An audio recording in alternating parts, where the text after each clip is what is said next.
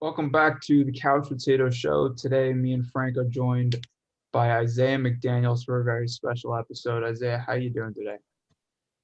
I'm doing great, man. I'm feeling blessed, feeling upbeat. Just thankful and grateful for this opportunity that you guys have presented me. Yeah, absolutely. So, for those of you that don't know, for those that don't know you very well, why don't you tell us a little bit about yourself? So my name is Isaiah McDaniels. I was born and raised in San Diego, California. I play football at the University of South Dakota, which is in the FCS in the Missouri Valley Football Conference. I'm a junior here at South Dakota. I play the strong safety position. We like to call it the rover position. Yeah, that's a little bit about me. So, how did you first get into football? It's a pretty interesting story how I started, man. So I started playing football when I was 5 years old. I grew up in an area that was very, I guess people refer to it as the hood. There was a lot of just crime in the area. And so my mom had put me in extracurricular sports at a young age to kind of keep me away from all that stuff. So I started playing football. That was the first sport that I played. And interesting enough, so I actually grew up with Reggie Bush, who's known as probably one of the greatest college football players ever. Yeah. His mom and my mom went to high school together at Morris High School. They were best friends in high school. And my older brother was more close with him, but because I was a little bit younger, but I was always around him and stuff like that, just because we were always at their house. They were always at ours. And I would see just how good he was when he was at Helix High School, when he played with Alex Smith. And I was like, yeah, this is a sport I want to play, and I want to play running back. So I told my coach, Coach, I want to play running back. And so that was kind of the first position I played too, was running back. And I remember I took a tailback dive in my first game. I broke the linebacker and just sprinted up the middle, and I saw a white light. And I was like, yeah, at 5 years old, I was like, this is a sport I want to play the rest of my life. And I've been playing it ever since. And I'm 22 years old now. So, the story is written. That's an awesome story, man. Who really inspired you to put your all into football? Was it your mom? Was it someone else in your family? Who told you to really go for it in football? I would more so say my father. My mom was a little scared of me playing football. She wanted me to play basketball or something, just something with less contact. But I would say more so my pops, because my dad, he's actually from Newark, New Jersey. He played quarterback at Irvington High School out there. Yeah, not far from me. Yup. Okay. Yeah. Nice, yeah, not far from me. Nice. Where I am, anyway. Okay. Dope. So you know the area that I'm talking about. Yeah, I know the area. Mm-hmm. So he played quarterback there, and he was an All-American there. He actually had committed to Penn State. Back when he played. Good thing that he didn't actually end up going there, because that was during the whole Jerry Sandusky stuff. Yeah. Definitely good choice not to go. Right. But he was committed there, in his second to last game, playing quarterback. He had got a concussion, and they had to carry him out on the stretcher, take him to the hospital. And then he actually went into a coma for a month. And the doctor told him that, he wasn't going to be able to play football ever again. So I would say more so my dad, because he was training me, he prepped me, told me about all the football IQ stuff, and just kind of molded me to play football. It was almost like he was living. It's almost like he's living through me. You know what I'm saying? To achieve the things that he couldn't have because of the injuries that happened to him. So I would say definitely my father, for sure. Yeah, that's awesome. I mean, we went to high school not too far from where Newark is, and I remember we played Irvington a few times on Friday night. So that's pretty cool. So you started playing football in Southern California. You're now playing in South Dakota. What's the difference, the biggest difference you've seen in like the atmosphere of the games, the people around you? Like, what's the difference between Southern California and South Dakota? Let's see. I would say competition probably is just like growing up in Southern California. Like when I think about it, like all the guys that like I played with and played against, like some big names. Like not too many people grow up with Reggie Bush, and like not too many people play with like I know you guys have heard of him, but Chris Olave, the wide receiver on Ohio State. Geez, yeah. Yeah, I grew up with him too. I grew up playing against him like literally every year. We played youth football against each other, high school football against each other. And just like seeing guys like that, like that's the type of talent like I had to play against growing up. Like guys like that, just Army All-Americans, just like that's kind of the mold in Southern California. So I would say that's like the biggest difference, even though there is good talent up here in South Dakota and the guys that they bring out here just in the area and stuff like that. But I would just more so say the competition is just a little bit higher, a little bit more intense down where I'm from. You and Olave ever have a one-on-one? Actually, I would cover his brother. I would cover his brother Josh more so because like Chris was like always on the outside, and like just kind of growing up because Josh, his brother, is older than him, and he was kind of like their star player, and like my coach would just have me cover the star player. So I was more so following his older brother rather than Chris. So I never actually had like a true one-on-one against Chris, but he's definitely elevated his game like to another level, like since I played against him. Yeah, I'd say so. Yeah. You mentioned a couple guys you played against. What's the biggest name that you can remember ever playing against or ever matching up against? Biggest name to date, it would have to be between Buki Radley-Hiles and or Darnay Holmes.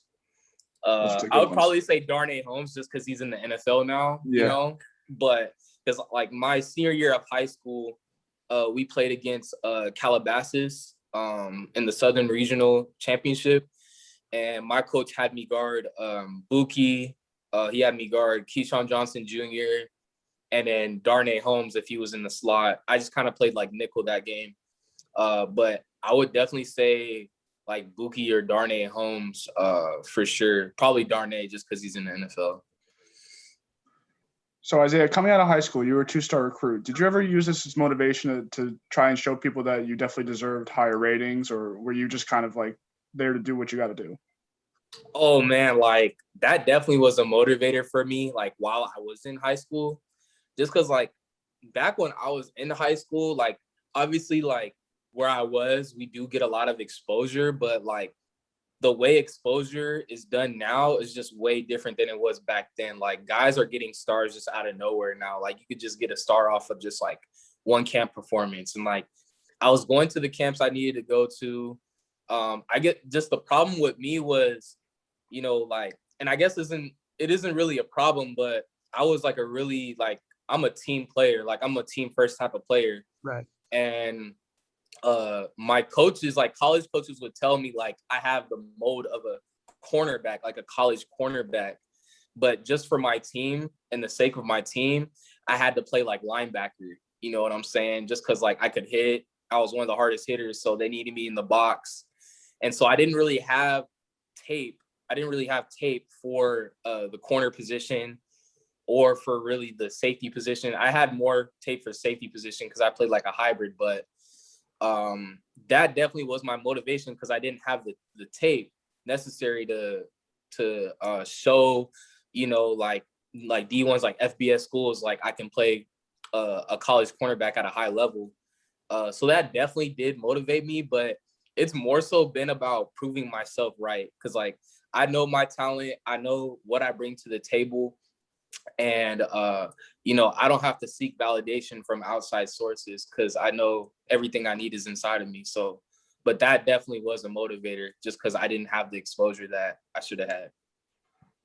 So I want you to take us through your college decision process. What made you decide on South Dakota when compared to other schools that may have offered you scholarships? Well, my recruiting process, it was pretty interesting. South Dakota, it wasn't my first choice. So initially I had committed to the Air Force Academy, and I was gonna go there. I was gonna play cornerback there. They actually wanted me for corner, but then just some things happened with my test score, and then I had to take the test a second time. And by the time my second test score came in, it was gonna be after signing day. So they were like, Isaiah, like, we gotta open that spot up, give it to somebody else, for signing day. And so I lost my offer. I lost all my other offers too, because it was already past signing day. Yeah. Right. All spots are taken. So I had 0 offers like right after signing day. And I'm like, dang, like, I don't even know what I'm gonna do.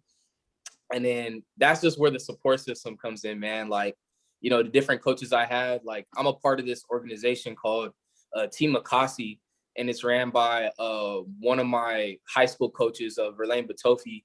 And he started the organization just to like empower student athletes to maximize like their academics and athletic achievements and stuff like that. It's a nonprofit organization helping kids out. He does like a 7-on-7 team too for competition. And that's the organization that really like jump started my recruiting process again. And also, guys like Montel Allen, Chris Smith, just like support systems within the city of San Diego that like, have my back really. And so like after signing day, I had got a few offers. The offers I had got after were University of Nevada, Wolfpack, USD, Coyotes, the school I'm at now, Southern Utah, and San Diego State. And I chose South Dakota just because like with me, what's important for me is like I want to go where I'm wanted. I don't want to go where I want to go, if that makes sense. Yeah, that makes total sense. You know what I'm saying? Because a lot of dudes, they look at the school name and they're like, oh, like I want to go there. Like that's a big school name, but it's like, do they actually care about you? Yeah. You know what I'm saying? Do they actually value you? You know what I'm saying? And that was the important thing for me and my family, especially if I'm like going to a school out of state, you know what I'm saying? Because they can't always be there. They got to know that I'm around the right people that are going to take care of me. So like South Dakota, they were always texting me like just very personable people, the coaches, teammates. So I was like, I'm going to give them a shot. Why not? It's in the Missouri Valley. It's a strong conference. A lot of guys go out the NFL out of that league, even though it's FCS. Like, it's almost like the SEC of like FCS. Yeah, exactly. So I went out there for an official visit, met my teammates, hung out with them, met the coaches, saw the facilities, world-class facilities, like great facilities, honestly, like probably one of the best in FCS, and it competes probably with some FBS schools, like very great facilities. And so I did that, and then it was just like great for me. It was great all around. The vibes, the people, academics as well, the professors, very supportive. When I first got there, gave me all the information I needed because academics is important for me too. Just because like my mom, she graduated with a master's degree from San Diego State. So she told me like, Isaiah, the school that you choose, like they have to be about academics as well. Right. So South Dakota just checked all the boxes for me. And I was like, you know what, I'm gonna just take this shot and, just see where it goes. And that's how I ended up here. And I'm still here 4 years later. I'd say it ended up pretty well so far. So let's get into you and how the season's going so far. Obviously the fall season was canceled for you guys, and you guys are playing in the spring right now. What adjustment, not only scheduling wise, but like routine wise, have you guys had to make from preparing to play in the fall and then now playing in the spring? Well, it was definitely a lot of new stuff, man. Like a lot of adversity that we had to overcome as a team, but we stuck together, and that was really important. Like we had this app called Team Builder that we installed in our football program, like the summer of 2020, just to keep ourselves accountable in terms of our workouts and stuff like that. Because like a lot of us like weren't here at the school for a little bit, and we were like back home or just somewhere else. So like, using that, and then even when we came back here to South Dakota and we're using our own facilities, using that Team Builder app instead of using like paper, you know what I'm saying? Like we have paper sheets in the weight room, but instead of using that, using digital, like our phones. And then also like properly sanitizing like the weight room, and having our own space in the weight room. Like our strength staff was like very responsible with like relaying that information to us and like showing us how to do all that stuff. So we were able to, stay healthy all through that canceled fall season. And like just doing that stuff, wearing masks, proper social distance, being leaders on campus about it as well. Just all those things, that we did, it just really helped us going into the spring season, where we were able to actually have a few spring games and play a spring season. But I just got word today that the rest of our games got canceled though. So Oh geez. yeah, so it sucks, man. Like I was trying to play, but we did play 4 games. So we played half of because we were scheduled to play 8 games, but we ended up only playing 4. So we were able to play half of our games, but just COVID ran its course on our program, eventually caught up with us. And then the last team we were scheduled to play, Western Illinois, they just opted out. So now it's just about, developing for fall 2021. So let's say hypothetically now, obviously, you got a game this Saturday. It's Saturday morning, you wake up. What's your game day routine from the time you wake up until the time that the ball is kicked off?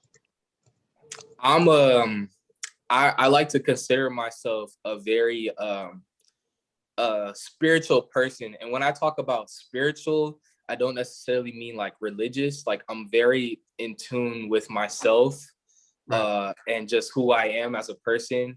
So like I practice like mindfulness a lot. I do a lot of meditation.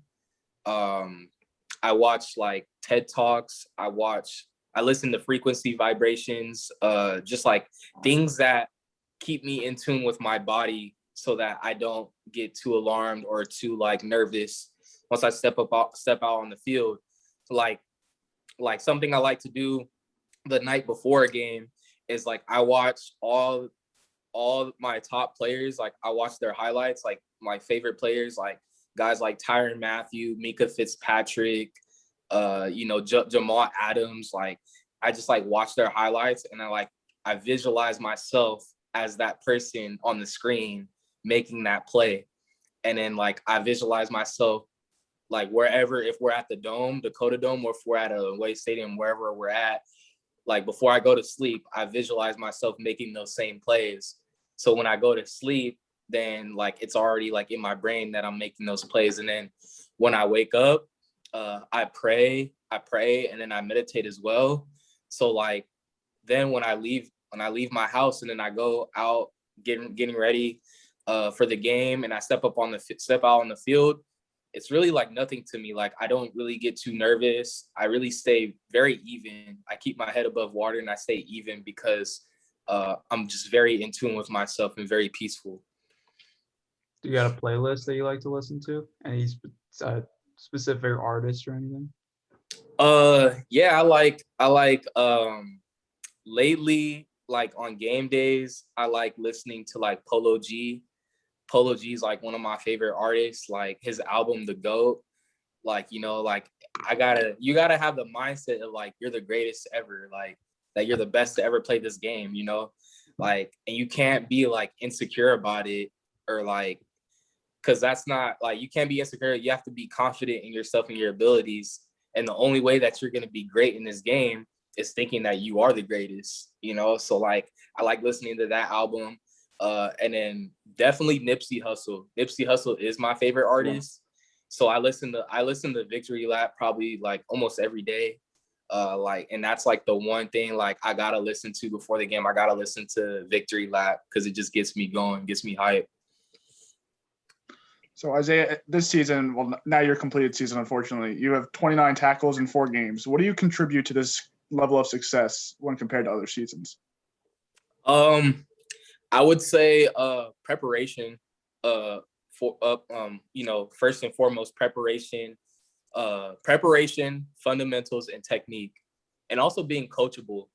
Because even if you are putting up great numbers, even if you are making plays on the field, you have to remain humble and remain coachable to the things that are being taught to you.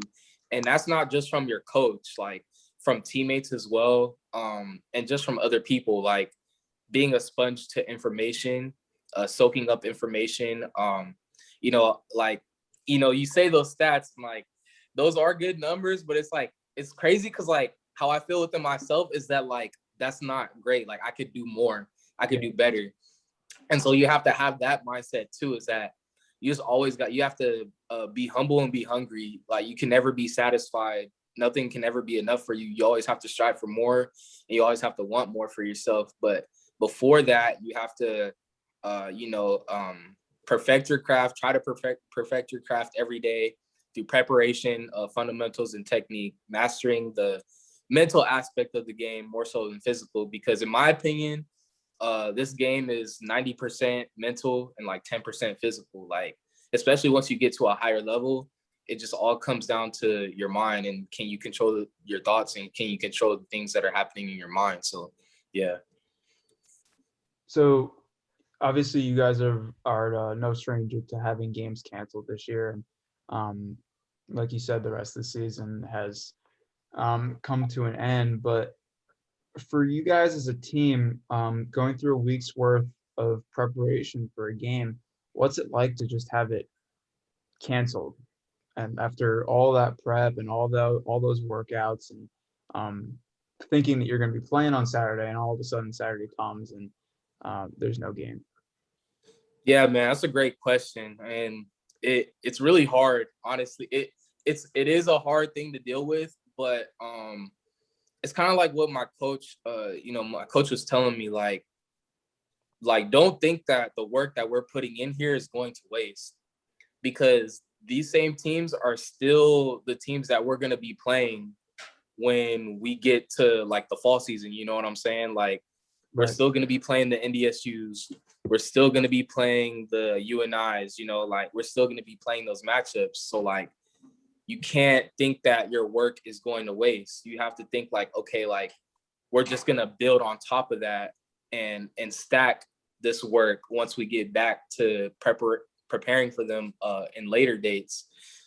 You have to just keep a positive perspective, see the good in every situation and just control what you can control at the end of the day. Because if you try to control those uncontrollables, then you're just going to lose your mind. So just control what you can control and keep a positive perspective.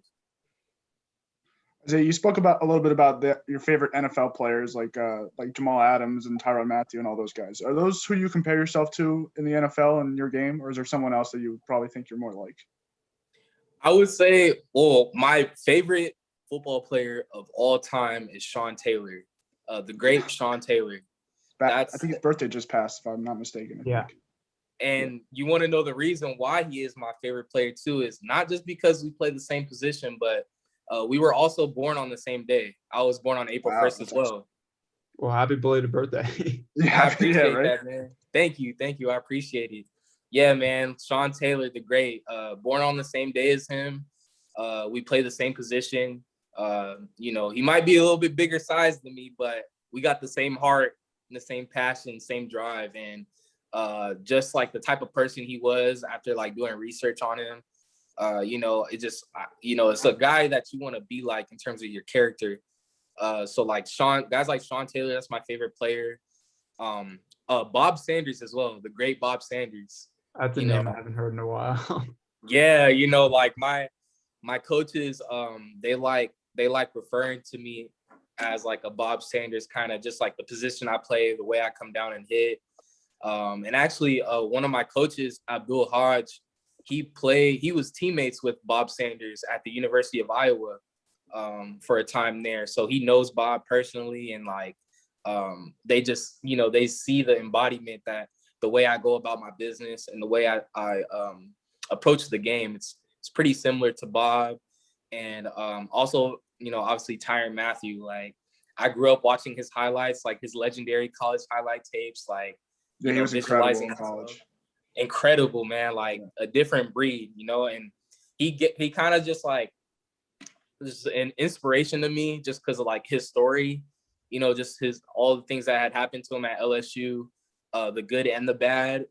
It kind of reminds me about my story a little bit, just in terms of where we came from and stuff like that. So those are definitely like my three top guys: is Sean Taylor, Bob Sanders, Tyrann Mathieu.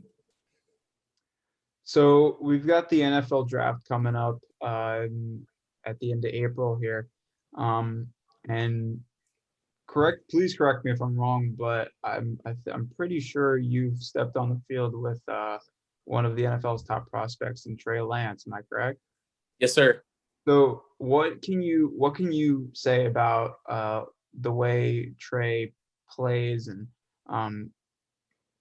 what do you love about his game, and what do you think he could improve on? Because obviously you played on the opposite side of the ball from him.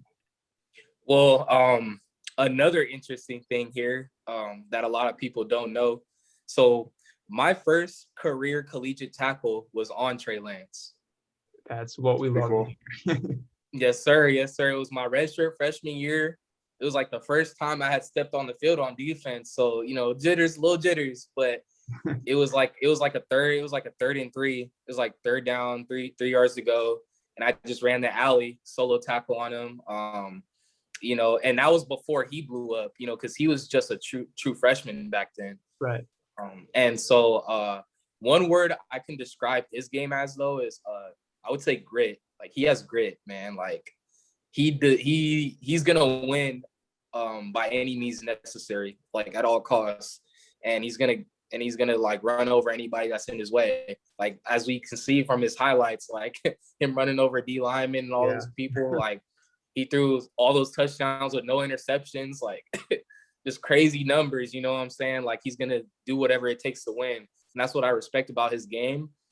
I respect his grit, his game, his decision making as well. Like, probably one of the best decision makers I've ever seen from the quarterback position, like that I've stepped on the field with. Like, dude just like has an uncanny sense of like where everything is at, and he knows like where you are on the defense. Like, his awareness is just crazy. And then I would say like those are like the main things that I really respect about his game. I can't really find anything too much that he probably should work on. Gotta be something. But yeah, there might be, like, kind of thinking about it. I would say probably just trust his instincts more, like trust his ability more. Like, he kind of like runs out of the pocket a little bit too much. And I feel like he has such a great arm to where, like, if he just trusts his teammates, trusts his line, just step into his throws, like, you know what I'm saying? Like, he can make every throw there is, really. So I would say just trust his ability more. He doesn't got to run out of the pocket all the time. So, Isaiah, obviously the big football news of today is that Sam Darnold got traded. Who do you see as the Jets taking as his replacement? Is it Trey Lance? Is it Zach Wilson? Or is it someone else? Like, what's your opinion? I would say if the Jets are smart, they take Trey Lance.